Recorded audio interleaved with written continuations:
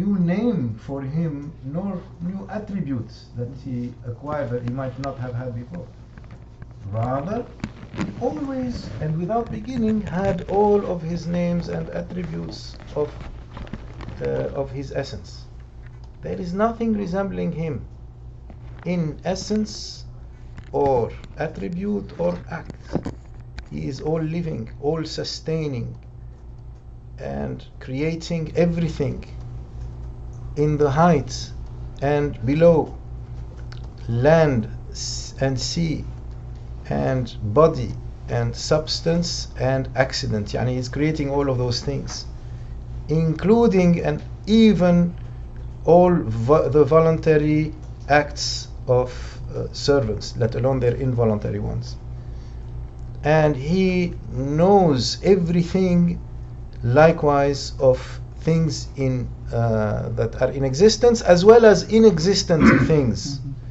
And in the sense that if he were to brought them in existence but doesn't, he knows them as well, inexistent things, and of universals and particulars,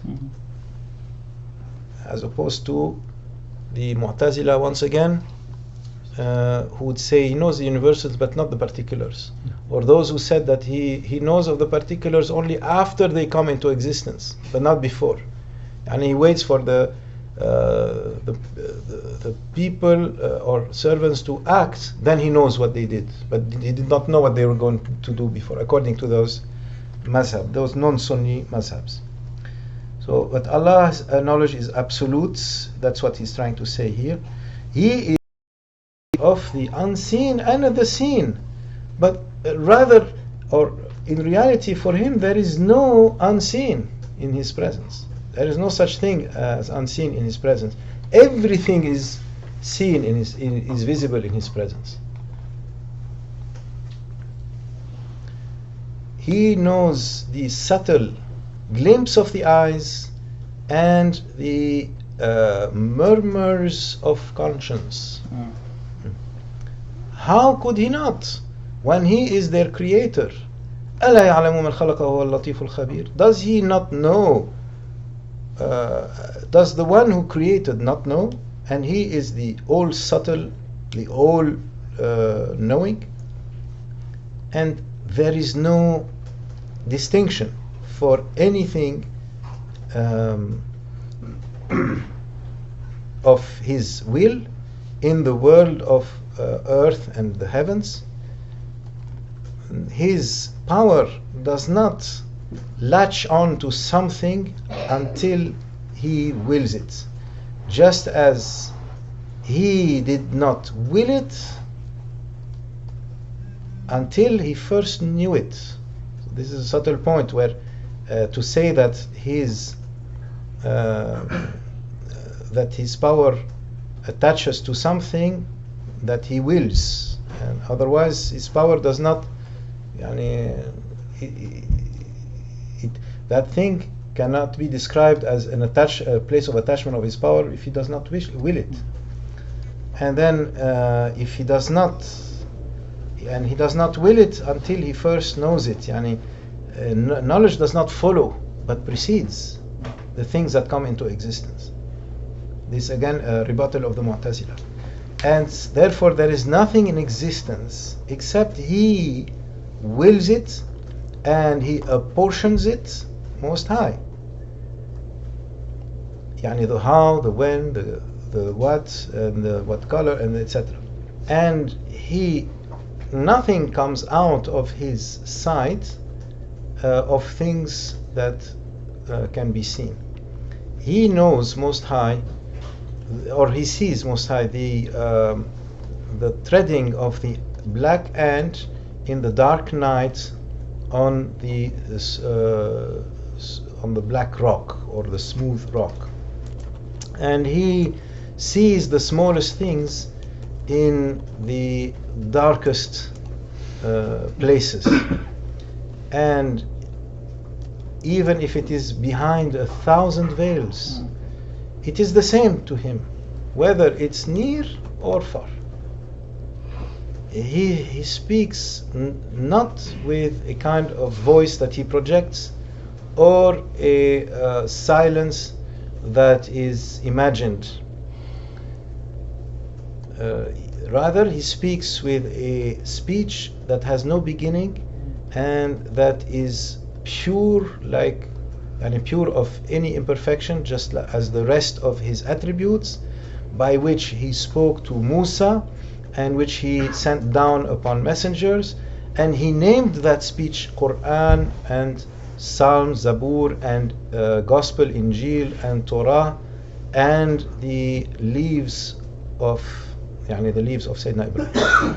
His life does not consist in a soul or a spirit, ruh, or a body or limbs. And this is a very important point. وَنَفَخَ فِيهِ مِنْ رُوحِهِ, he blew into him of his ruh. It doesn't mean that Allah has a ruh. What is this ruh? It is a created ruh that he created, and out of that it was blown into him. Right? Just like the nur of Prophet ﷺ also. خَلَقَهُ مِن نُورِهِ, خَلَقَ نَبِيَّكَ مِن نُورِهِ, in the famous hadith of Jabir. We're talking about the language here. So we must be very careful not to attribute to Allah something which he did not attribute to himself. And so the min here, min ruhihi, is not a partitive. It's not a part of him. No. And in fact it is يَوْمَ يَقُومُ الرُّوحُ وَالْمَلَائِكَةُ. It is that great angel called Ar-Ruh, which is also one of the names of Sayyidina Gibril alayhi salam, the angel of revelation, and the angel who blew the spirit and the word into Sayyidah Maryam alayhi salam. So we should not treat the ruh as a part of Allah subhanahu wa ta'ala. That's what he's saying. Hasha wa kalla. His life does not consist in a spirit or a body or limbs. And his knowledge, ilmuhu munazzah, is exalted beyond any reflection and prior ignorance that he has to think and then now he knows like us. No, he's nothing like us. Or the possibility of forgetfulness. Allah does not forget. And his will is also pure and free of any vacillation, اضطراب, or contradiction. His goodness and munificence, ihsan, is all encompassing, and he gives unlimited or great gifts, imtinan, and all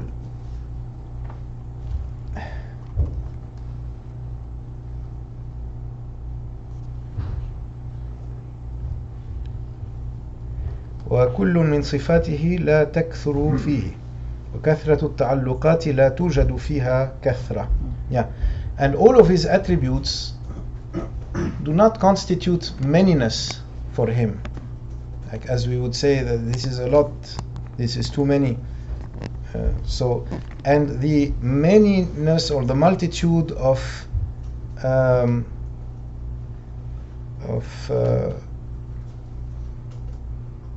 pertaining, because when his will turns to every single thing that is willed, which is practically infinite in creation, really as far beyond what the visible universe is, every single invisible subatomic particle of energy, etc., is willed by him.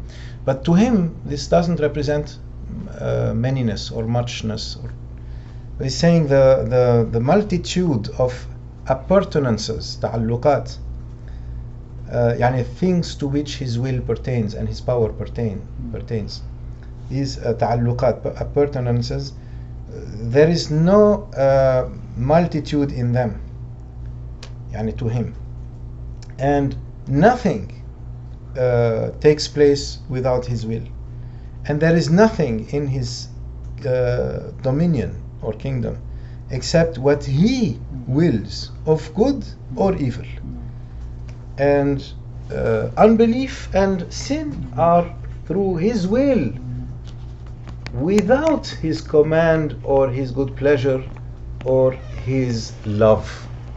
See, his command here is not his command to be or not to be. No, it is his his order in the legal sense. Do this. Yani, the things that have a moral tenor. Right? So, right.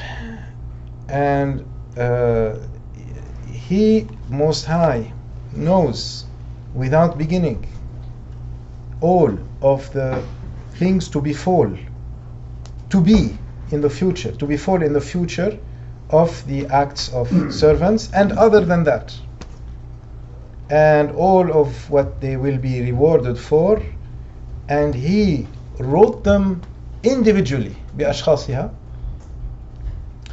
يعني he recorded them individually, and he's buried there on the top of the hill, on top of one of the hills of the Mount Qasyun. He's known as Shaykh Khalid or Maulana Khalid Naqshbandi, and he used to sign as Naqshbandi Al-Qadiri Al-Mujaddidi. The Tariqa Khalidiyya in the south on Hadith science by Imam Ibn Hajar Al-Asqalani, Amir al-Mu'minin.